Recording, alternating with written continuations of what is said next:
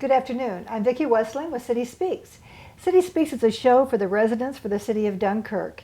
We're here to highlight what's happening in the Mayor Rosa's administration, what's happening within our city, with our businesses, with all the things that are going on in our city that affect you, our residents.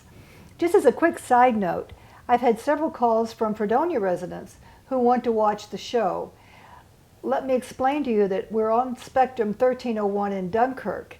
In Fredonia, if you want to watch, you must go to dunkirkaccess.com and catch us on YouTube.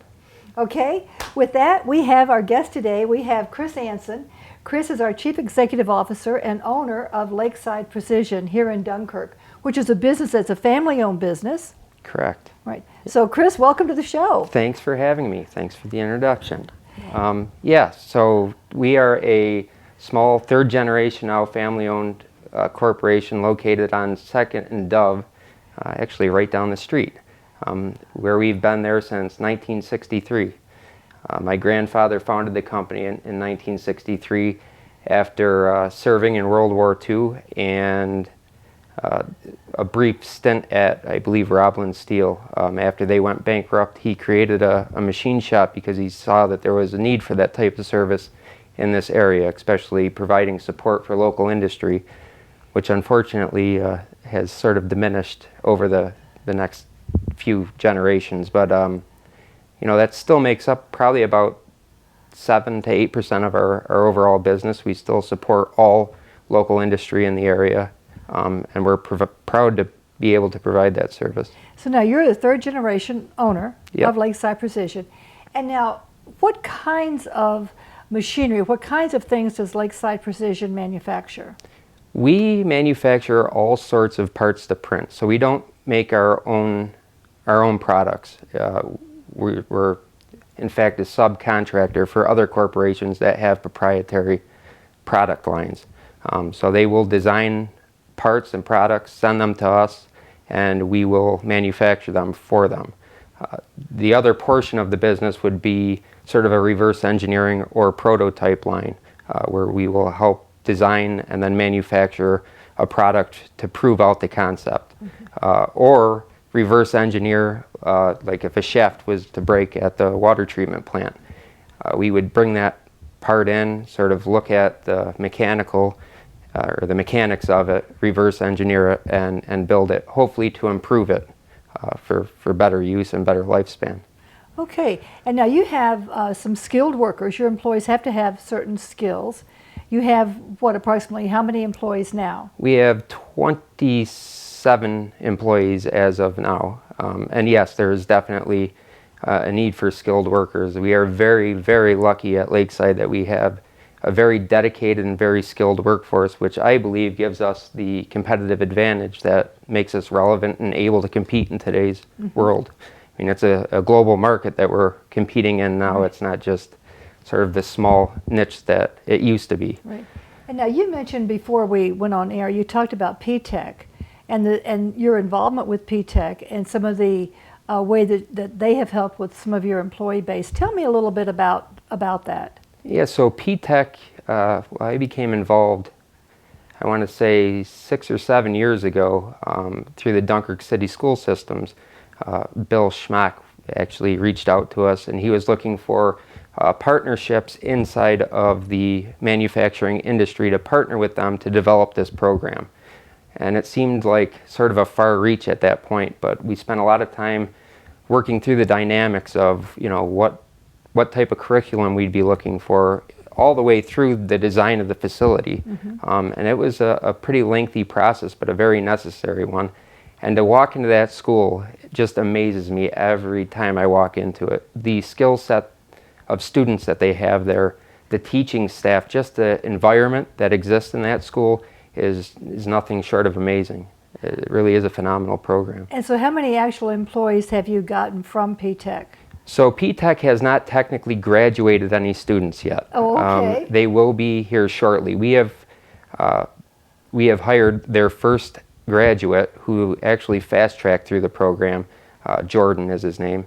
Very, very smart young man. I was actually his mentor in his freshman year. So being able to see him grow and develop into the the student that he is now, or even the employee that he is now, just speaks to the caliber of students that they're putting out of that school.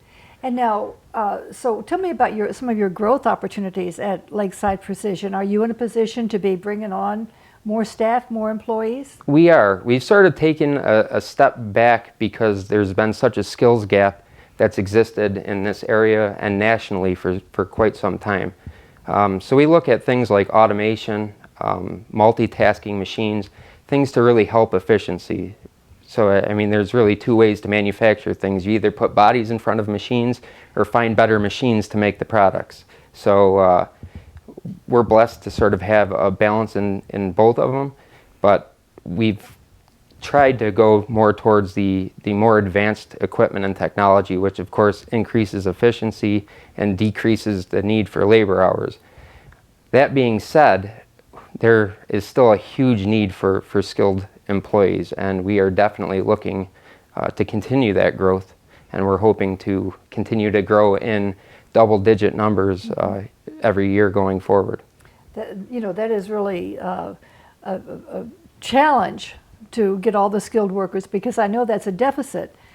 People now, it's really tough. It used to be a skilled worker, a machinist or a plumber or a carpenter was the thing to do, and we're really lacking with that skill set, so we're lucky to have P-Tech around.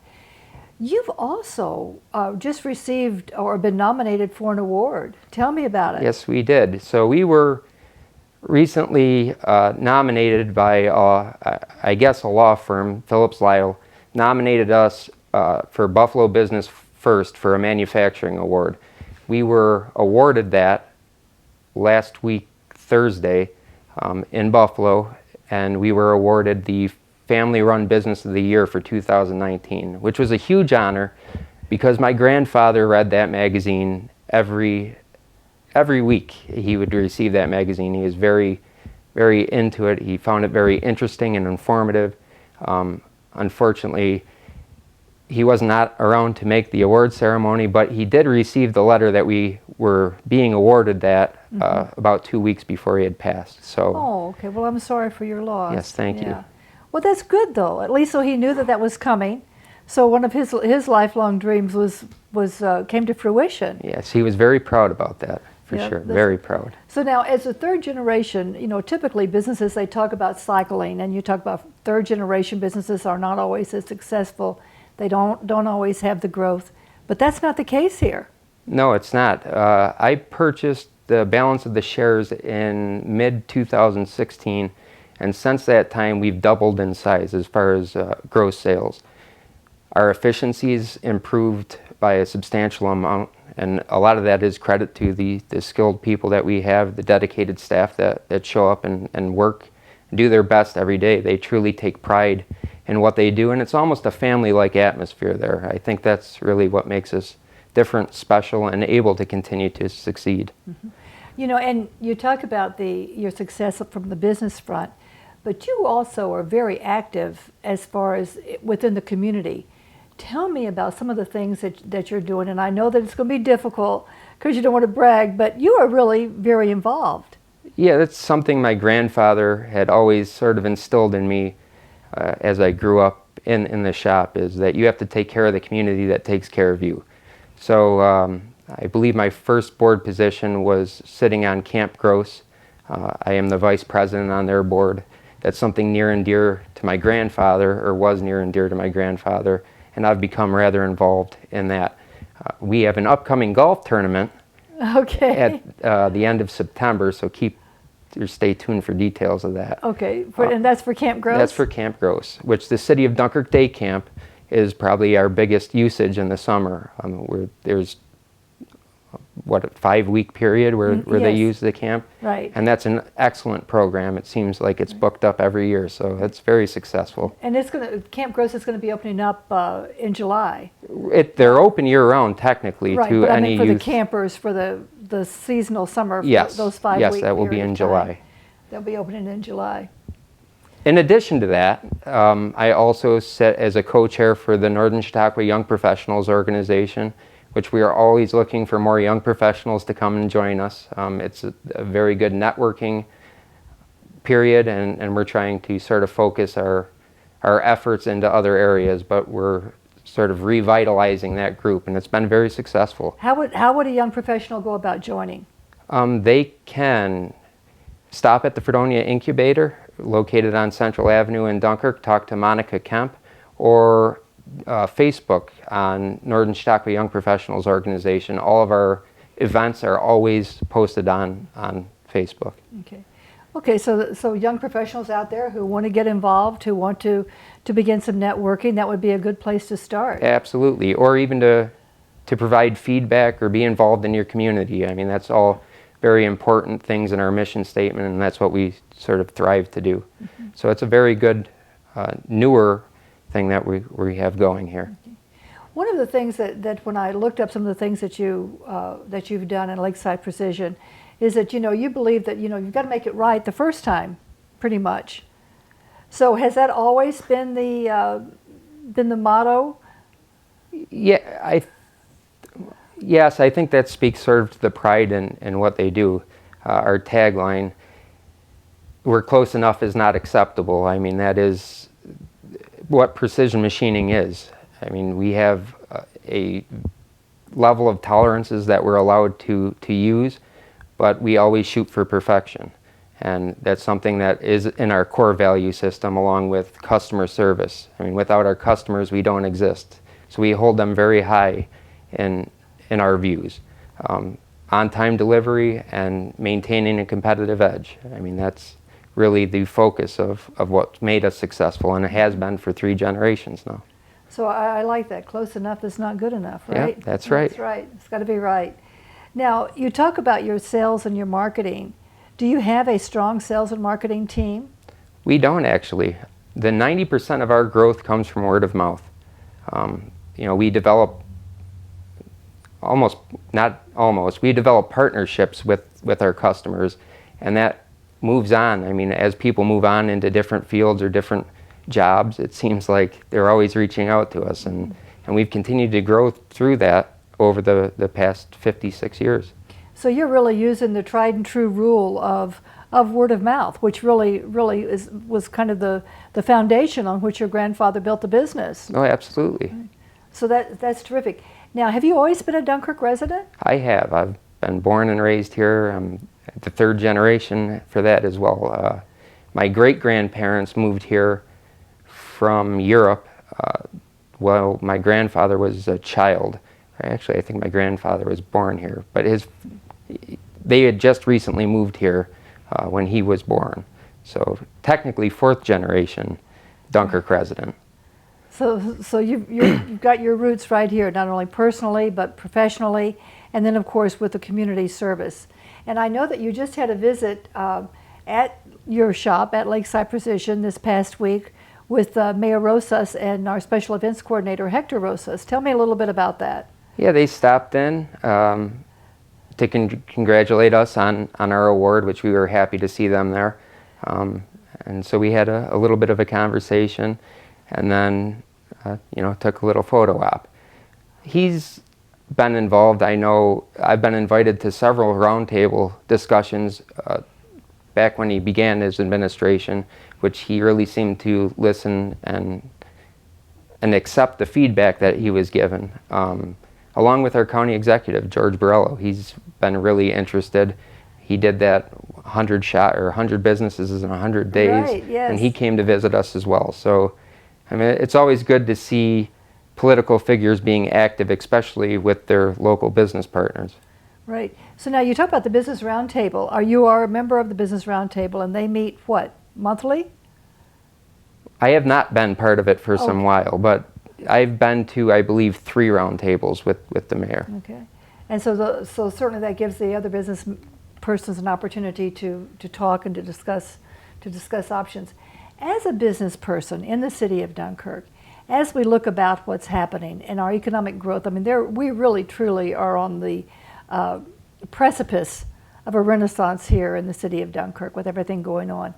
Do you foresee an opportunity for your business to grow as well because of that, because of the growth? I do. I think Athenex specifically fits perfectly within our wheelhouse. I think we're going to have real opportunities to partner with them in manufacturing and repairing for that facility, which we're excited about, and anything else that might pop up in the future. I've long said that we have the best natural asset in the world Sure. sitting a block over that way. I mean, that lake is so beautiful and so underutilized. So it's good to see these events and growth coming here. I mean, it's been a long time, so Right, it's good to see it happen. Absolutely. Our waterfront development is really a key. Now, you had mentioned earlier about should something, a shaft or something break for our water treatment plant. Are you in a position to where you do work for the city of Dunkirk, for our different plants, for our different facilities? Yes, we provide repair service for every branch of the city of Dunkirk, pretty much. As far as wastewater treatment, the water plant next door, the parks department, we do work for all of them. Okay, so it's good. So there's really a partnership that has developed there. Tell me, Chris, is there anything about Lakeside Precision or about the work that you're doing within the community that you feel is important for our residents, for our citizens to know that might be helpful to them as they move forward?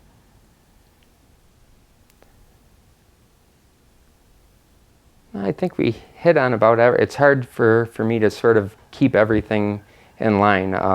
I know MAST is another organization that I work with, their partnership with JCC. That's an interesting field. The educational field and what they're doing, especially STEM related. Dream It, Do It is another great organization that is driving real change and effectively putting change into place. So it's exciting to see all these different organizations. The Economic Development Committee, another great committee that's doing some wonderful things, real interesting things. There's a lot of positives going on right now. Right, there are a lot of good things happening within the city of Dunkirk. Well, Chris, thank you so much. We're so glad to have you. It's wonderful having you here in our city with Lakeside Precision, third generation, fourth generation, but at least third generation with the business. So thank you. Thank you for being on City Speaks. Thank you for having me. And thank you for watching City Speaks. Please watch us every day, 3 o'clock, 10 o'clock on Spectrum 1301 in Dunkirk. Like us on Facebook. Tweet us on Twitter. Go to dunkirkaccess.com. View YouTube. You can watch them there even if you're outside the area. If you have questions, comments, concerns, anything you want to hear about, anything you want to know about, give me a call. Vicki Westling at City Hall, 363-6888. Contact me via email at vwestling@cityofdunkirk.com. Snail mail me at 342 Central Avenue, Dunkirk 14048. And thank you. Thank you for watching City Speaks.